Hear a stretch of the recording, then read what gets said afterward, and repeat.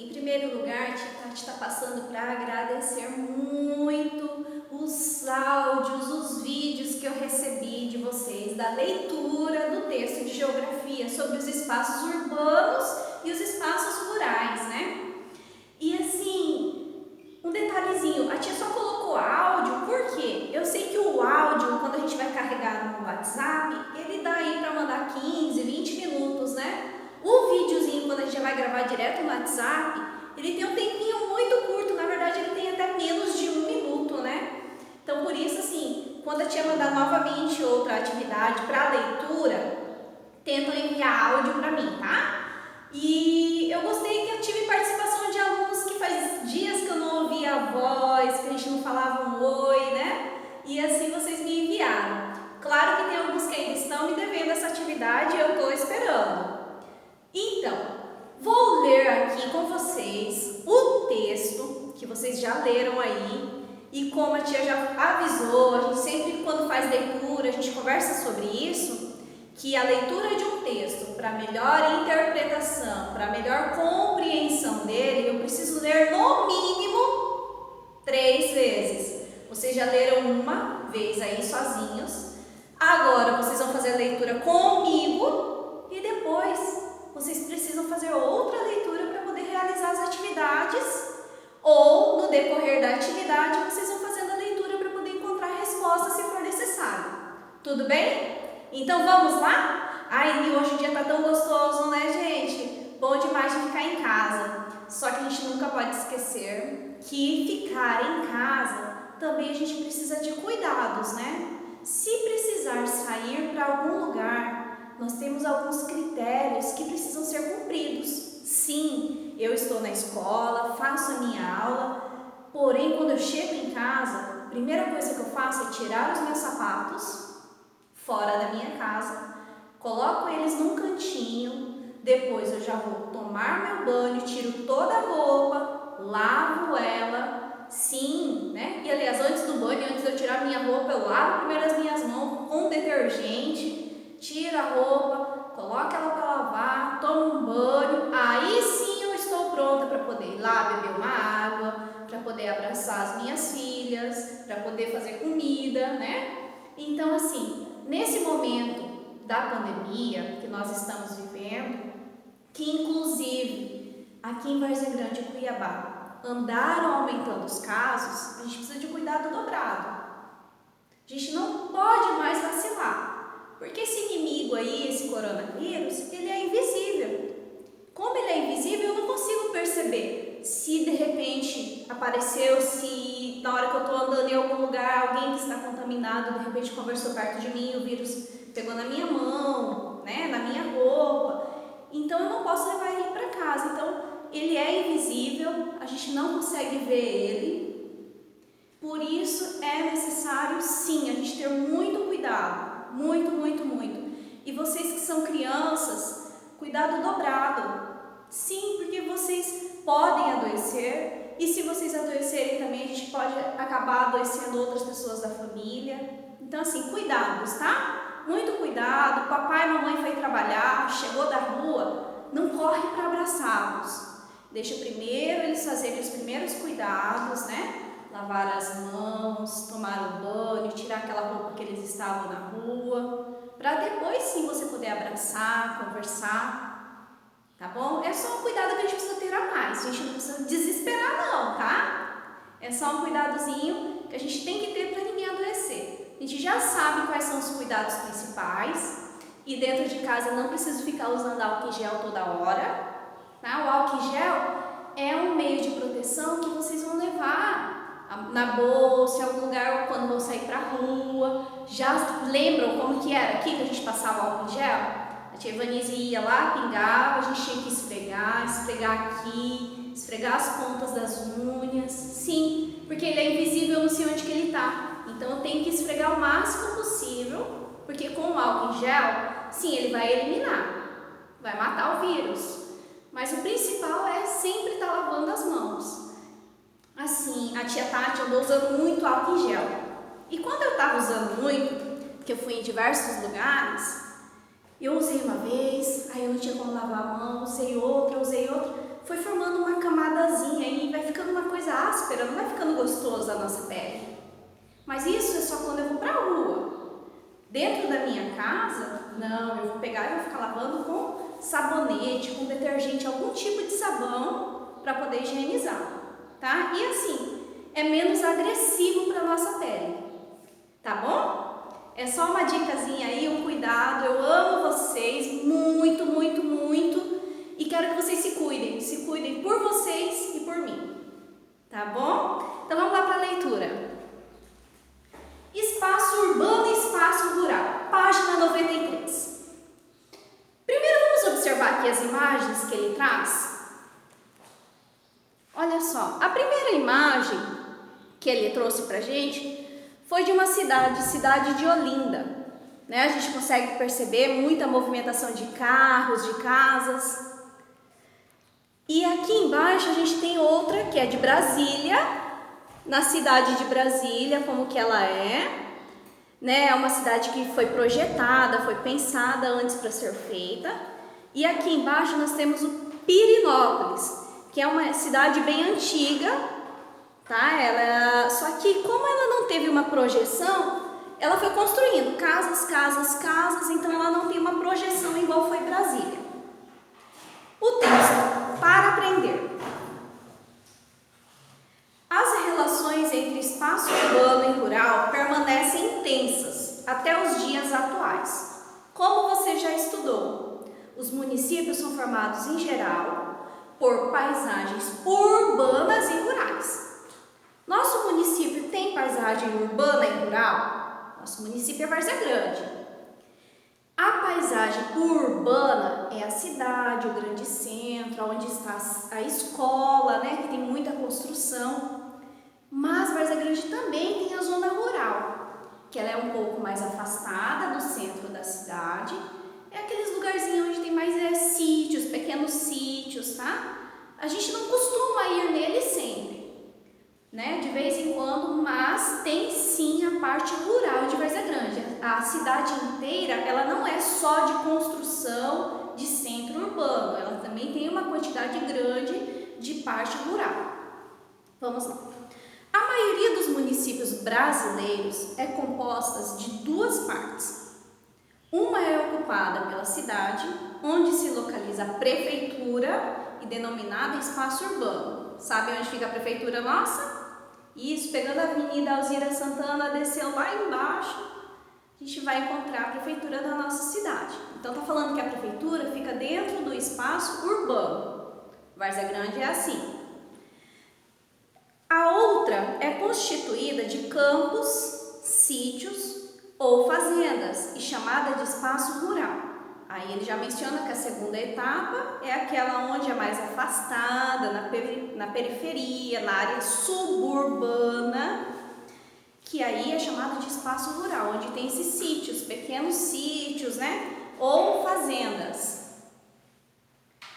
Algumas cidades cresceram tanto que os bairros mais afastados, que formam a periferia ou a região suburbana, uniram-se a bairros pertencentes a outros municípios, compondo uma paisagem urbana contínua.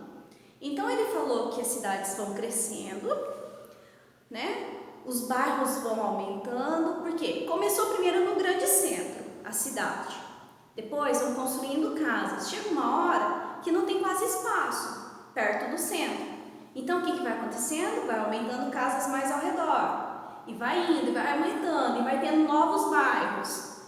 E aí, ele menciona aqui que esses bairros que vão ficando mais longe lá do centro são as periferias, a área suburbana. É longe do centro, que ele ficou lá distante. Ok? Entendido aí, Ana Carolina? Ana Carolina disse que ela não sabia o que seria a região suburbana. Então, seria isso, aquela muito afastada do centro da cidade, tá? As cidades e suas características. As cidades não são todas iguais. Quem já viajou aí, a gente consegue perceber que elas não são iguais, né? Às vezes por causa da características de temperatura, do sol, às vezes as paisagens, até mesmo influências, tipo uma cidade que foi colonizada por portugueses, ela vai ter mais aquela característica de construções portuguesas. De repente uma outra cidade que teve uma outra influência, tipo, deixa eu pensar aqui. De repente veio uma migração de japoneses para uma determinada cidade. Eles vão trazer as características de construções, de formas de trabalho que eles trouxeram com eles. Então aquela outra cidade vai ter um pouco mais dessa característica, tá? Cada uma tem sua história, a sua identidade, as suas características naturais. Natural é da natureza. Algumas são muito antigas, como Pirenópolis, em Goiás, tá? É uma cidade no Brasil, no estado de Goiás. O nome dessa cidade, Pirenópolis, que é a última imagem aqui, que se originou ainda nos tempos da colonização portuguesa. Outras são modernas, como Brasília, no Distrito Federal, que foi planejada pelo urbanista Lúcio Costa e pelo arquiteto Oscar Niemeyer, na década de 1950. Olha só, gente, ela foi projetada tudo em 1950. Brasília é uma cidade nova, né? Aí nós estamos em 2020, então vamos lá, Brasília tem 70 anos, ou vai fazer 70 anos, né? Então ela é muito nova. Aí Cuiabá, esse ano, ela fez 301 anos. E Brasília só tem 70 anos. Ou seja, vamos lá, a capital do país foi construída em 41 meses. Ou seja, em 3 anos e 5 meses. Por meio do trabalho de aproximadamente 30 mil operários, com tudo isso de gente trabalhando, e olha o tempo que ela demorou, né? Demorou 3 anos e 5 meses e foi 30 mil homens, pessoas, operários para construir ela. Mas por que demorou tanto? Porque ela foi projetada, né? Então tudo teve que fazer de acordo com o projeto que foi feito pelo arquiteto. Sua fundação ocorreu em 1960. Gente, ela ainda foi fundada em 1960. Ela começou a ser feita lá em 1950, que eles fizeram o projeto. Demorou 3 anos ainda para executar ele, mais um tempo lá para poder liberar as papeladas. E acabou que ela foi, depois de pronta ainda, ela foi só fundada em 1960. Então ela não tem aí os 70 anos, ela vai ter em torno de 60 anos. Eu até vou fazer essa pesquisa. E se você puder, faz a pesquisa aí também para a gente saber quantos anos a cidade de Brasília tem. Observe nas imagens a diferença entre as cidades citadas. A gente já fez isso no começo do texto, de observar as duas imagens, ver as diferenças delas. Ver que a de Brasília foi totalmente projetada e Pirenópolis não foi projetada, foi crescendo a cidade de acordo com a necessidade das pessoas que moravam ali. Página 94. No Brasil, algumas cidades foram sendo construídas em razão da procura por ouro. Então, a gente sabe que no Brasil, até uma das coisas que atraiu os portugueses depois que eles começaram a explorar as terras do Brasil foi que eles encontraram aqui muito ouro. Até mesmo Cuiabá, nossa capital, ela cresceu muito e foi muito explorada pela questão do ouro também. Continuando. Outras se formaram nos locais de descanso de boiadeiros e tropeiros, os quais conduziam grandes manadas de gado, como cavalos, mulas e bois, em viagens de longas distâncias, que duravam dias ou semanas. Grande parte delas também se originou à beira de rios, que são um importante recurso natural para a sobrevivência humana. o que ele fala aqui, que outras cidades, elas começaram, né, a partir do lugar onde os boiadeiros tinham que parar. Os tropeiros, que eram os viajantes, né, o pessoal para levar o gado para outro lugar ou para ir para outra cidade, eles montavam um comboio de vários homens, né, de pessoas, cada um em cima do seu cavalo, e aí eles levavam a comida, as coisas para poder fazer. Então eles procuravam um lugar que fosse melhor para eles fazerem a comida e para eles dormirem também. Então esses lugares, eles iam, paravam lá, comiam ali, dormiam ali, e da próxima vez que eles faziam a viagem, eles tentavam parar no mesmo lugar. E com isso, foi se criando como se fossem pequenas comunidades nesses lugares.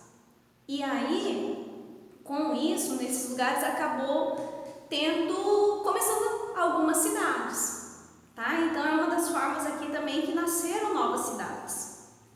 E fala que eles usavam cavalos, mulas e bois para fazer essas viagens longas, tá?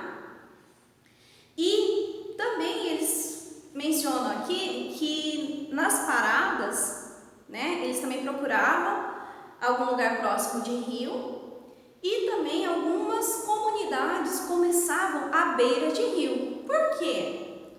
Naquela época, e hoje também ainda, nós temos alguns lugares que não tem a água encanada, tratada. Então eles procuravam começar uma comunidade próxima de um rio, porque é essencial a água para a nossa sobrevivência. Então para eles seria muito viável morar próximo de um rio, uma distância curta de um rio, porque todos os dias eles precisam de água. Então, naquela época, se carregava água na cabeça, nos jarros, né? Ou colocava nos cavalos alguns tipos de recipiente para poder carregar. As mulheres precisavam ir lavar as roupas, então não dava para ficar indo pegar água e levar para casa, né? Elas iam na beira do rio para poder lavar, para lavar as panelas, para arear as panelas, né? Então, assim, também muitas comunidades nasceram ali, na beira de rios. Continuando o texto, segundo parágrafo. Atualmente, as cidades que se transformaram muito, nelas resta pouco do que existia no passado. Há ainda aquelas que conservam características originais. Algumas são maiores e movimentadas. Outras são menores e tranquilas. Então ele traz 4 imagens para a gente, de cidades, para a gente observar que ele fala aqui, tem cidade que tem poucas pessoas, é pouco movimentada. Mas tem cidades que são grandes e tem muita pessoa andando, muito movimento de pessoa, né? Tem cidades que são pequenas, tem cidades que são grandes, tem cidade que ela tem muita natureza, então se torna um lugar mais tranquilo. Então são características que mudam de uma cidade para outra, né? Aqui nós, em Várzea Grande e Cuiabá, às vezes o dia é mais quente. Se a gente vai para Chapada, lá tem muita natureza, então lá o clima é diferente, né? É mais ameno, a cidade é menor, é mais turismo. Então assim, a gente vê a diferença clara de Várzea Grande para Chapada. Eu não vou encontrar em Chapada tudo que tem aqui em Várzea Grande, porque Chapada é um lugar mais de descanso, de lazer, né? Então aí a gente percebe. E se eu vou para o Pantanal? Será que Pantanal é muito diferente de Cuiabá? Né? Para quem já foi no Pantanal, sim, no Pantanal é muito diferente. Eu não vou encontrar shopping no Pantanal, não vou encontrar grandes comércios. Eu vou encontrar o quê? Mais a natureza, vou encontrar uma fazenda de repente que eu vou poder almoçar, mas não é igual a cidade aqui. Entendido? Então assim, a gente vê as características diferentes de uma cidade para outra. Na primeira imagem nós temos a cidade histórica de Pariti, que é no Rio de Janeiro. Essa imagem foi tirada uma foto em 2016, ok? Na segunda imagem, nós temos o rio Itiberê, pela área urbana da cidade histórica de Paranaguá, no Paraná, com a Serra do Mar, ao fundo em 2016. Então aqui ele fala que nós temos uma imagem do rio Itiberê e é uma paisagem, por mais que é uma paisagem aérea, é uma paisagem urbana, porque a gente vê o grande rio e a gente vê aqui a construção de muitos prédios, cidade. Então ele é uma área urbana. Na terceira foto, nós temos a imagem de uma rua inclinada na cidade de Ouro Preto, em Minas Gerais. Olha só, ele é uma rua inclinada, porém essa rua inclinada não foi um empecilho para o pessoal construir as suas casas, né? Teve a construção de casas e a gente pode observar que lá no fundo a gente vê as montanhas, né? A paisagem natural, mas no meio dessa paisagem natural a gente também vê as construções também. Então, ele é considerado o quê? Ele não é considerado uma zona rural, né? É considerado uma zona urbana, porque ele tem muitas construções, apesar de algumas partes não ter, né, construído, ter um pouco da paisagem natural dele.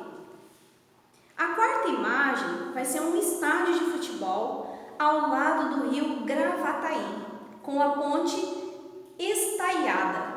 Marcam parte da paisagem urbana de Porto Alegre, em Rio Grande do Sul, foto tirada em 2014. Então, olha, pela imagem, onde que está o campo, né, o estádio de futebol aí, que ele menciona que foi tirado a foto para registrar o estádio de futebol. Ele está bem aqui.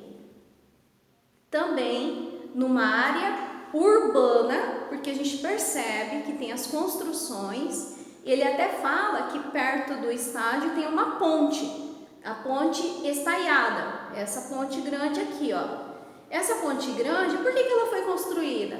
Olhando para a imagem, a gente percebe que ela foi construída para poder interligar um espaço ao outro.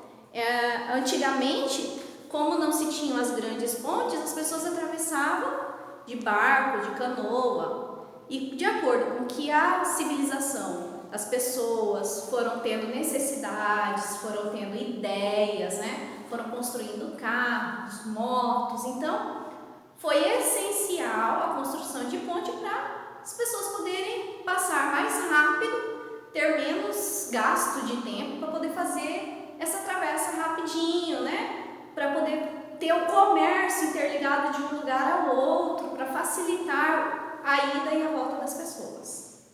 Página 95, trechinho final do nosso texto. Podem também existir diferenças em uma mesma cidade. Por exemplo, é possível haver ruas mais movimentadas e barulhentas do que outras.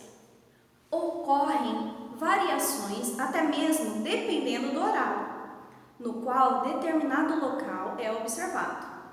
Por vezes, bairros ou ruas que, durante o dia, apresentam grande movimentação de veículos e pessoas e registram muito barulho, tornam-se calmos e tranquilos durante a noite.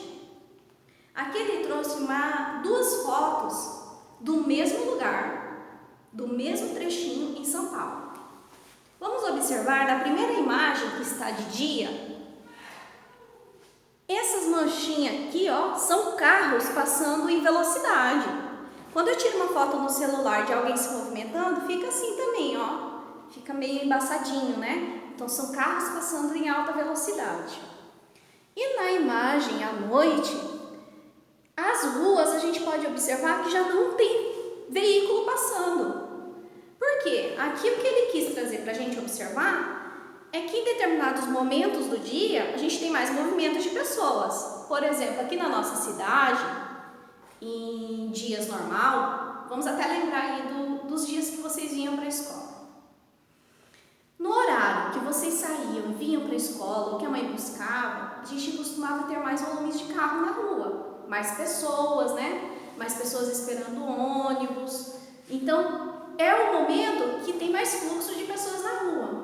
Agora, se de repente eu saísse de madrugada ou muito tarde da noite, é a mesma quantidade de carros que eu via na rua? Mesma quantidade de pessoas? Não. Então, assim, tem os momentos em que a cidade está mais agitada, mais barulhenta, claro. Eu sei que os veículos também trazem poluição sonora. As pessoas colocam músicas, né, carros de som fazendo propaganda. Então, durante o dia, a cidade tende a ficar com mais barulho, por causa da movimentação de comércio, de pessoas, de veículos. E à noite, de madrugada, costuma ser mais calmo. Então, ele faz a gente parar para pensar nisso, nesses horários de picos de movimento e de menos movimento na rua, tá? É isso que as imagens aqui querem mostrar pra gente de diferença. Agora vamos para a atividade? Como a tia disse, vocês já tinham feito essa leitura, me enviaram os áudios, que eu agradeço muito, ficou ótimo, né? Nós fizemos a leitura 93, 94, 95. Aqui na página 95 a gente vai começar com a atividade. Vou ler uma por uma com vocês. Na 96 também. Depois, no livro de atividades, a gente vai fazer tarefa, que também é o mesmo assunto, tá? Mas a gente vai ler aqui juntinhos também, para vocês entenderem o que é para ser feito nessas duas páginas. Tá bem facinho. Tia Tati só fala que tá facinho, né? Mas tá facinho, crianças. A gente tá aqui, a gente conversa, a tia explicou todo o texto. Teve dúvida também? Quando tiver dúvida, me avisa, tira foto, fala comigo. A gente está tendo uma experiência muito legal com algumas crianças que às vezes me mandam a imagem, a gente não consegue conversar e entender, né? Eu não consigo às vezes explicar da forma que fica melhor para entender. A gente liga um para o outro. É a ferramenta que nós temos hoje, então podem me ligar também, tá? Me liga e, se for possível, eu explico. Se for difícil de explicar na ligação, a gente faz um novo vídeo, explica também, tá? O importante é que vocês entendam o conteúdo, saibam como fazer e que a tia Tati também veja que vocês estão participando comigo, tá? Atividade número 1. Qual o nome do município onde você mora? Qual o nome da nossa cidade? Número 2. Que paisagem predomina no lugar onde você vive, perto da sua residência?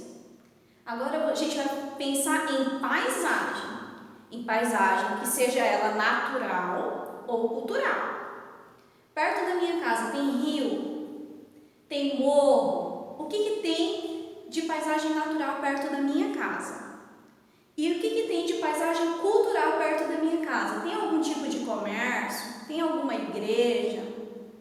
Né? Tem alguma escola? Aí você vai registrar aqui, isso é seu particular de você, sua resposta, tá? Que é pensando na sua casa, na região que você mora. Descreva alguns dos seus principais elementos, é isso aí. Descrever algum dos principais elementos é você me falar, tia, perto da minha casa tem uma igreja, tem um comércio, tem uma farmácia, é isso que eu quero que vocês escrevam no número 2. Número 3. No espaço a seguir, represente por meio de desenho que se pede. Vai desenhar e pintar. Primeiro quadrinho, paisagem urbana do município. Então, no primeiro quadrinho aí, você vai fazer um desenho de uma paisagem urbana. No segundo, você vai fazer uma paisagem rural do município. Então, uma paisagem urbana da nossa cidade, uma paisagem rural da nossa cidade, do nosso município, tá? Página 96, para fechar aqui o livro. Número 4. Presta muita atenção que o número 4, ele está pedindo para a gente conversar, trocar ideia para depois registrar. Leia a informação no quadro e converse com o professor e os colegas sobre como acontece a comunicação no espaço rural e no espaço urbano. De quais recursos cada lugar dispõe? Escreva nas linhas a seguir. Então, ele já falou para a gente que o exercício, né, ele quer que a gente pense nos meios de comunicação. Meios de comunicação: celular, internet, televisão, jornal, rádio, carta, diálogo entre pessoas. Que tipo de comunicação que nós temos aí no espaço urbano? No espaço urbano, nós temos mais a comunicação por e-mail, pelo celular, ou pessoalmente, né? Então, assim, hoje o que a gente está usando muito é o canal da internet e da televisão de comunicação. Como eu faço para mim saber como é que tá os noticiários hoje, se aumentou casos de contaminação do coronavírus? Como que eu vou saber se de repente as notícias que eu estou ouvindo, que vem no meu celular, são notícias fake, mentirosas, né? Ou se são verdadeiras? Eu vou assistir um jornal, eu vou procurar no meu celular em sites que são confiáveis. Eu não posso pegar qualquer site, a gente já conversou sobre isso nas aulas de informática, que nem tudo que está ali na internet, à nossa disposição, nem tudo é verdadeiro. Então eu tenho que procurar algum site que é de confiança para mim saber se aquilo é verdade ou não, né? Vamos ler um quadradinho que tem aí, um azulzinho. Esse quadradinho aqui. Vamos ler ele e pensar um pouquinho também sobre o que ele está tratando.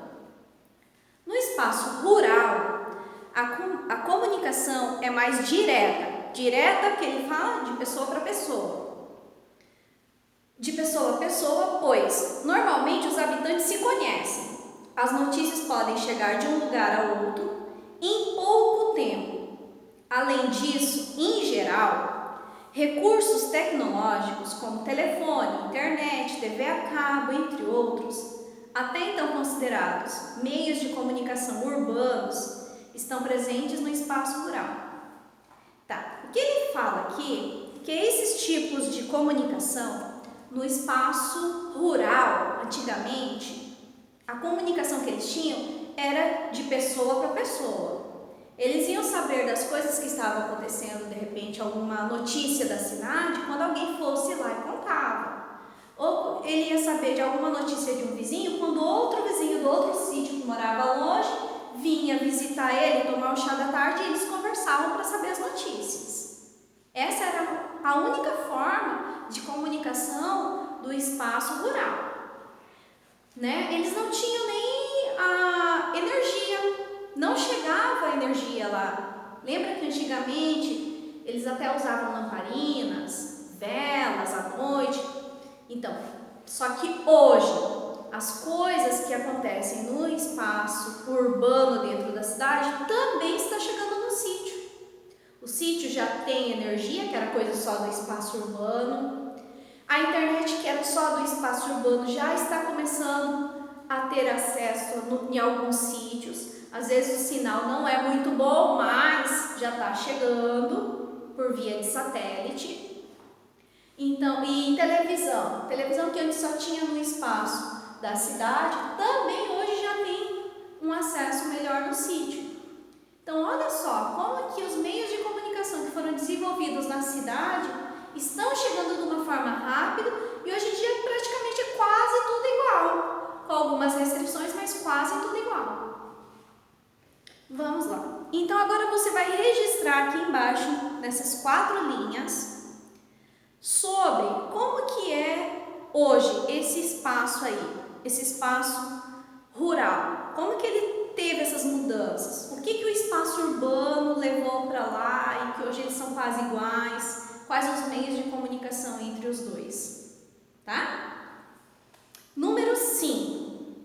Observe as ilustrações e faça o que se pede. Deixa eu só tampar aqui para a gente poder conversar sobre ele.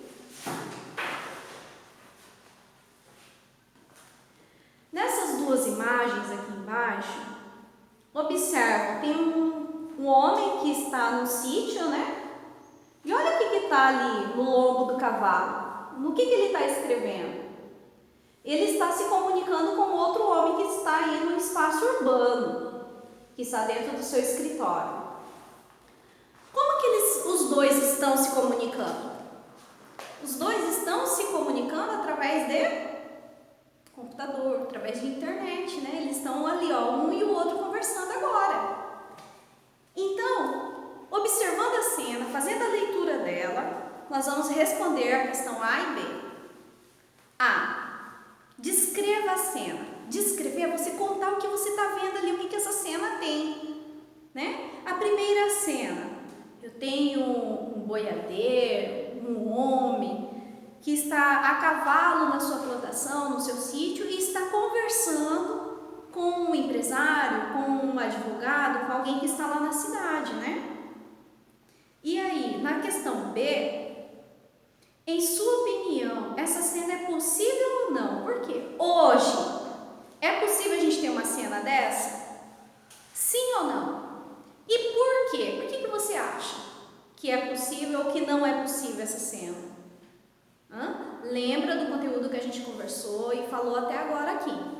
A nossa tarefa do livro de atividades 190 e 191, nós também vamos conversar sobre ela agora. Vou pegar meu livro.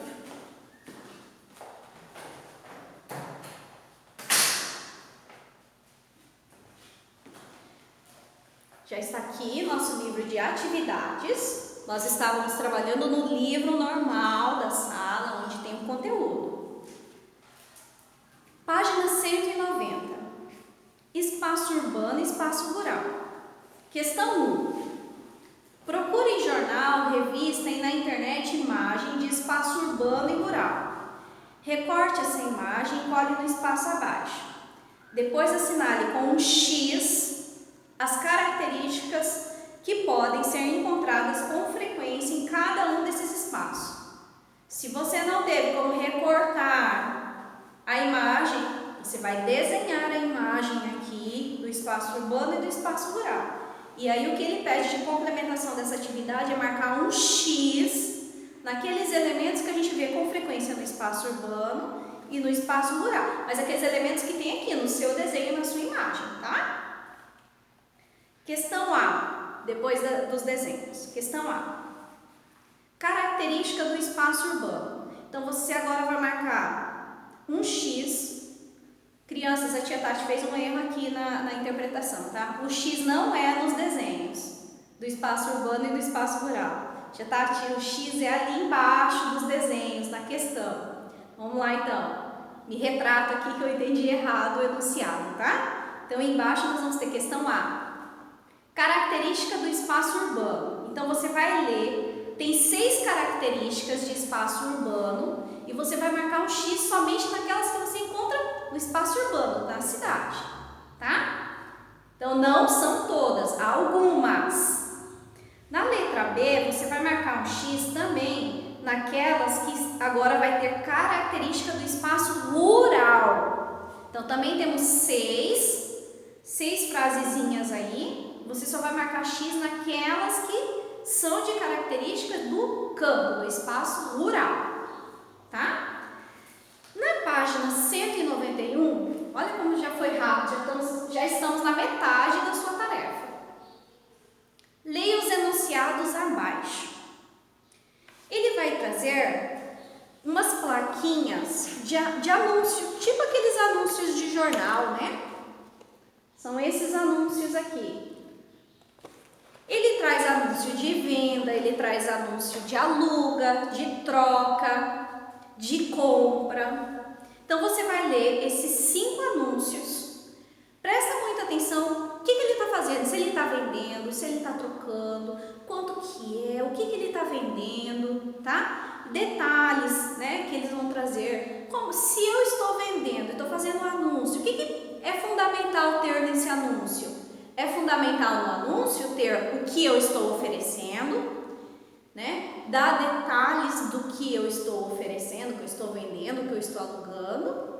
E também, importantíssimo, como que essa pessoa vai conseguir entrar em contato comigo e saber como comprar aquele produto, né? Se não tiver o contato, o seu telefone, o seu e-mail, alguma coisa, o endereço, como que a pessoa vai chegar até você e comprar? Não tem como, né? Então, olha, é um dos elementos principal desse anúncio também. Ele pergunta para você, depois de fazer a leitura desses 5 anúncios, quais meios de transporte estão sendo oferecidos nesses anúncios? Me fala aí, que tipo de produto de transporte que está sendo oferecido nesses 5 anúncios? Aí você vai registrar aqui. Complementação da pergunta. Eles são utilizados no espaço rural ou urbano? Se for todos os espaço rural, todos eles no espaço rural, você escreve. Se alguns são para espaço urbano e rural, você também vai ter que especificar aqui para mim. Quais são? Ou se todos eles são usados tanto no espaço urbano ou no rural. Tá? Com as suas palavras, leia com atenção, veja que produto que ele está oferecendo no anúncio e faça a sua resposta aqui. Tem 3 linhas aí, bastante linha para você especificar o que você entendeu e aonde é usado cada um desses meios de transporte. No 3, já chegamos no final da aula. Crie anúncios de comércios de meios de transportes típicos do meio urbano. Então agora você vai pensar nos transportes. Transporte típico é aquele transporte que eu mais encontro no meio urbano, tá? Ele está especificando aqui, aquele de meio urbano. Então eu vou pensar aí que tipo de transporte que é mais usado no meio urbano pelos comércios.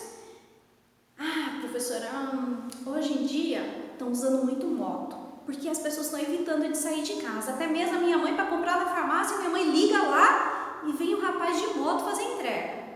Ah, então, peraí, professora, moto ou carro.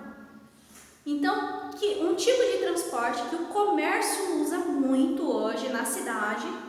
Você pensou nesse meio de transporte? Já memorizou ele? Ok, agora você vai fazer um anúncio sobre esse meio de transporte. Você pode estar vendendo, você pode estar trocando, você pode estar doando. Então você agora, com a sua imaginação, você vai fazer o anúncio. E lembra, tem que ter o seu contato. Coloca um número aí fictício, inventa um número, ou coloca um e-mail, alguma forma que a pessoa que ler esse anúncio vai conseguir chegar até você para poder comprar, adquirir esse produto. Tá bom? Um grande beijo, um grande abraço e gratidão pelos vídeos. Papais, muito obrigado. Papais e responsáveis que estão colaborando com as nossas crianças.